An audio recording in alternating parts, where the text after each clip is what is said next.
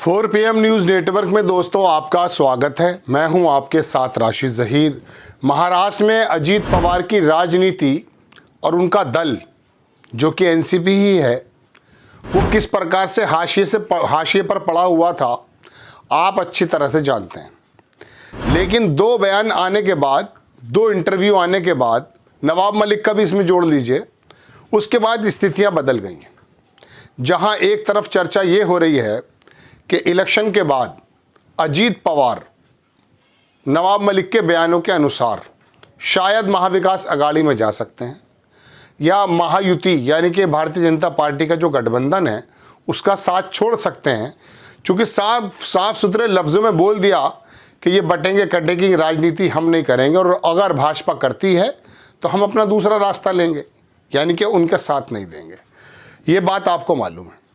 अचानक मैं आपको अजीत पवार के इस 2 बयानों की वजह से ये बताने के लिए हाजिर हुआ कि महाराष्ट्र के अंदर 20 तारीख में जब वोटिंग होगी और 23 तारीख में जो है काउंटिंग होगी, उसके बाद स्थितियां अब से ज़्यादा बदल जाएंगी।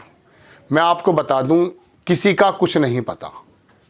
कांग्रेस अपनी जगह खड़ी है, भारतीय जनता पार्टी अपनी जगह खड़ी है।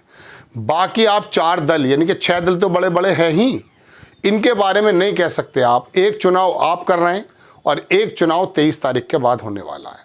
उसमें बिल्कुल क्लियरिटी आ गई है कि अजीत पवार शायद शरद पवार के साथ मिलकर महाराष्ट्र का जो चीफ मिनिस्टर है शायद वो हो सकता है एनसीपी का हो।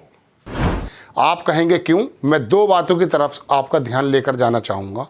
एक तरफ तो ये कि अजीत पवार पूरी तरह से दुश्मनी पर उतर आए हैं और दूसरी तरफ ये कि अजीत पवार ने एक ऐसा इशारा दे दिया है अपने बयानों से कि शायद एनसीपी का चीफ मिनिस्टर हो जाए।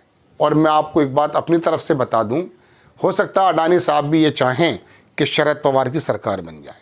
अब क्या है इसके अंदर मामला, वो मैं बताता हूं। आप देखिए, आपको मालूम है कि अजीत पवार महायुति के अंदर 52 सीटों पर चुनाव लड़ रहे हैं, यानी कि 288 सीटों में से अगर 52 आप निकाल देंगे शिंदे और भाजपा की, तो आप मानिए कि शिंदे और भाजपा कितनी इस पर लड़ रहे हैं। 288 में से अगर निकाल देते हैं तो लगभग मेरे ख्याल से 228 बचती हैं। अब 228 सीटों में से आपको लेकर आनी है जनाबे वाला 145 सीटें। बहुत टास्क, यानी कि आपको यही नुकसान हो गया है। एनसीपी आप जानते हैं 85, शरद पवार वाली बात कर रहा हूं मैं, 85-87 सीटों पर लड़ रही है। 95-96 सीटों पर लड़ रहे हैं शिवसेना उद्धव ठाकरे और 103 या 105 सीटों पर लड़ रही है कांग्रेस। दोनों चाचा भतीजों की अगर पार्टी को आप जोड़ते हैं तो 139 सीटों पर यही लोग चुनाव लड़ रहे हैं। और 139 सीटों पर जब ये लोग चुनाव लड़ रहे हैं, 38 सीटें तो इसमें ऐसी हैं जिसमें यही 2 हैं सिर्फ, यानी कि 38 सीटें या तो अजीत पवार की आनी है या फिर शरद पवार की आनी है। ये तो सीधा सीधा गणित है ना। अब 38 सीटें तो ये निकल जाती हैं। 38 सीटें के बाद इसमें तो ये तय होना है कि शरद पवार की पार्टी ज़्यादा मजबूत है या फिर अजीत पवार की पार्टी ज़्यादा मजबूत है। ऐसे ही मैं अभी शिवसेना पर भी आने वाला हूँ, लेकिन सिर्फ मैं आपको चाचा भतीजे की ही बात करना चाहता हूँ। 139 सीटों पर जहां पर ये कंटेस्ट कर रहे हैं, आपस में मिले भी हैं 38 सीटों पर, तो आप ये मानिए कि दोनों दलों से इन लोगों ने लगभग अगर 39 सीटें हटा दी जाएं, 38 सीटें हटा दी जाएं, 100 सीटें इन लोगों ने दोनों दलों से ले ली हैं, यानी कि दोनों गठबंधनों से ले ली हैं। अब इसमें से अगर आप 39 सीटें 38 सीटें तो आप कन्फर्म मान लीजिए अजीत पवार की या शरद पवार की।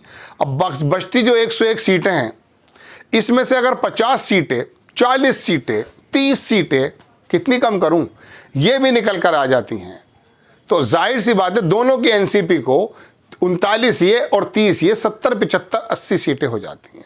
क्या आप उम्मीद करते हैं कि इनके बिना सरकार बन जाएगी? जो स्थिति शिंदे की थी वो स्थिति शरद पवार ने पैदा कर दी है। अब दोनों का कंपैरिजन सुन लीजिए। अजीत पवार को ये महसूस हो गया था कि लोकसभा के इलेक्शन में 10 सीटों पर चुनाव लड़ी शरद पवार की पार्टी, 8 ने जीत हासिल की, 8 सांसद जीत गए, स्ट्राइक रेट 80 का। और अजीत पवार लड़े 4 सीटों पर, 1 ही सीट जीत पाए, 3 हार गए। पता चल गया कि जो उनका तमाम जो सीट मराठवाड़ा है वो इनके साथ नहीं है, वो चचा के साथ है। शरद पवार ने अपनी बेटी को जब अजीत पवार की बीवी के सामने लड़ा करके जितवा दिया है तो पता चल गया कि शरद पवार का पाला भारी है। ऐसे में अजीत पवार क्या करते हैं, शरद पवार को ही घसीट करके लेकर आ गए कि साहब उस वार्ता में जब 2019 में सरकार बननी जा रही थी 5 दिन की 4 दिन की, उसमें अडानी के साथ शरद पवार, अमित शाह और मोदी वगैरह सब शामिल थे। तो अब ये शायद मोदी जी का नाम नहीं लिया गालिबन, तो इसमें ये इन्होंने जो शरद पवार को घसीटा है, वजह उसकी ये है कि ये भी हो सकता है कि उन्होंने कहा कि मेरा तो वजूद ही ख़त्म होता जा रहा है, क्योंकि अजीत पवार के आगे शरद पवार ने अपने बड़े भाई के बेटे को भी लड़ा दिया। अभी बीवी हारी है, पत्नी हारी है, कहीं अजीत पवार ना हार जाए। तो हो सकता है शरद पवार की पर्सनैलिटी को डिफेम करने के लिए वोट हासिल करना चाहते हो, एक बात ये भी संभव है। और ये भी संभव है कि दोनों एक साथ मिल जाएं, क्योंकि यहां पोजीशन भारतीय जनता पार्टी को नवाब मलिक ने, अजीत पवार ने क्लियर कर दी है कि यदि आप कटेंगे और बटेंगे की राजनीति करते हैं तो हमारा रास्ता अलग है। तो ऐसे समय में कहां जाएंगे अजीत पवार, जाहिर सी बात है चचा के पास चले जाएंगे। तो दोनों ही रास्ते हैं। हो सकता है शरद पवार से वोट हासिल करने के लिए इस काम को कर रहे हो, अपना वजूद दिखाने के लिए, और यह भी संभव है कि अगर वजूद जितना भी बन पाता है कम या ज़्यादा, दोनों एक साथ मिलकर बार्गेनिंग वाली स्थिति में आ जाएं। आप जानते हैं टिकट वितरण महाविकास अघाड़ी का कितनी लेट हुआ है और शरद पवार के दरवाजे पर हुआ है। वहां की राजनीति को शरद पवार इतनी उम्र में आकर के लीड कर रहे हैं।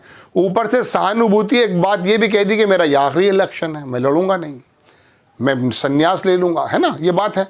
अब ऐसे में मराठा वोट जो है, मराठवाड़ा का जो वोट है, मुस्लिम वोट जो है, ये सारा का सारा वोट मिलकर इस वाले रीजन में शरद पवार की तरफ जा सकता है।